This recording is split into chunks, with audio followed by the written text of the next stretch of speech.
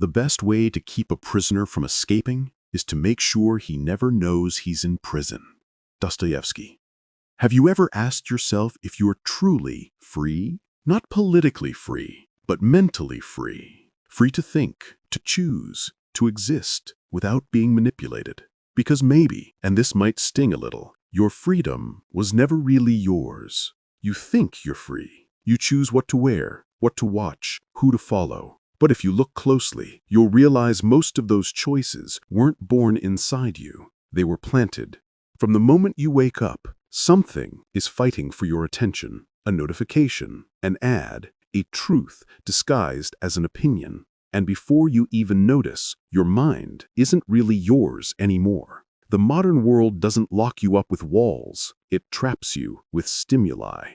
And the scariest part, almost no one notices. The 21st century didn't build prisons, it built distractions. And today's prisons are silent, comfortable, and the most dangerous part, pleasurable. They're made of quick rewards, tiny hits of dopamine that keep you hooked, always believing you could stop anytime you want to. Could you? Really? Schopenhauer once said that man is a slave to his own desires. But today, those desires come pre-packaged. You just have to choose between one trend and another. And while you think you're in control, an algorithm is slowly shaping who you are. Nietzsche would say modern man isn't free because he's afraid of what freedom truly demands. Being free means thinking for yourself, and thinking hurts. It's much easier to follow what the crowd believes, to consume what they consume, to hate what they hate. And that's how control works. Not through force, but through convenience. It's easier to go with the flow than to swim against it. Easier to obey than to question. Easier to feel free than to realize you never were. Because the real enemy of freedom was never tyranny. At least tyranny is visible. Distraction is sweet. And the distracted never realize they're slaves. To understand how the world controls you, you need to see its gears turning. First gear, the control of desire. We live in a society that teaches you to want what it wants to sell you. It doesn't matter if it's a product, a body, an ideology, or a perfect life. 21st century marketing doesn't sell objects, it sells identities. And the result is an endless cycle of dissatisfaction. Because the moment you finally get what you wanted, the system has already created something new for you to crave.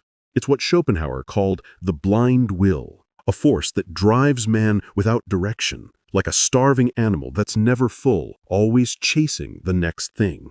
Second gear, the control of thought. George Orwell imagined a world where governments controlled speech. But today, control is much more subtle. It's not about what you can or can't say. It's about what you choose not to say. You censor yourself to fit in, to belong, to avoid being canceled. Michel Foucault called this biopower, a form of power that doesn't punish but regulates, that turns surveillance into habit and obedience into virtue. Third gear, the control of time. Have you noticed how your time never feels like yours? How you just can't stand being bored anymore? Everything is designed to keep you busy. Work, notifications, shows, feeds, news. We live in a state of constant fragmented attention. And the less time you have to think, the easier you are to control. The system doesn't want you to think. It wants you to react. Because those who react don't reflect, and those who don't reflect obey. Nietzsche saw this as the tragedy of the last man, a domesticated human, satisfied with crumbs of comfort, incapable of dreaming beyond them. He doesn't want to be free. He just wants to be comfortable. And that's how control wins. Not through violence, but through distraction. Not through fear, but through comfort. But there is a way out, and it starts in the same place where control begins. Inside you. True freedom isn't about breaking the system. It's about not letting the system program you.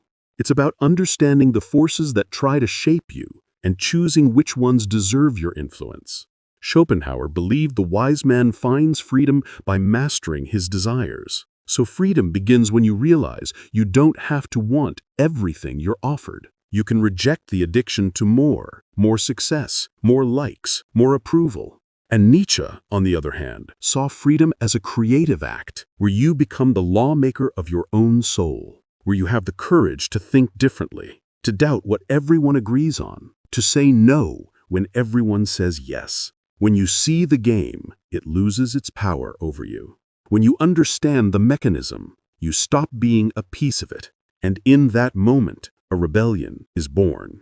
The one Nietzsche called the free spirit. The world wants to control you because a free man is unpredictable. He doesn't buy on impulse, doesn't vote out of fear, doesn't hate on command. He thinks. And a thinking person is dangerous. That's why the system wants to keep you distracted. Dostoevsky was right. The worst prison is the one the prisoner never sees. But the moment you see it, the second you wake up, the walls start to crumble. So if you want to be free, start doubting.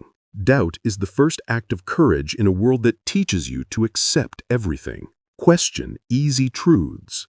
Distrust popular opinions. Reject comfortable certainties. Seek silence. That's where your mind finally breathes. Freedom isn't something the world will hand you. It's something you have to fight for inside yourself every single day. Because in the end, being free in a world that wants to control you isn't a right. It's an act of rebellion. And maybe the only one still worth fighting for.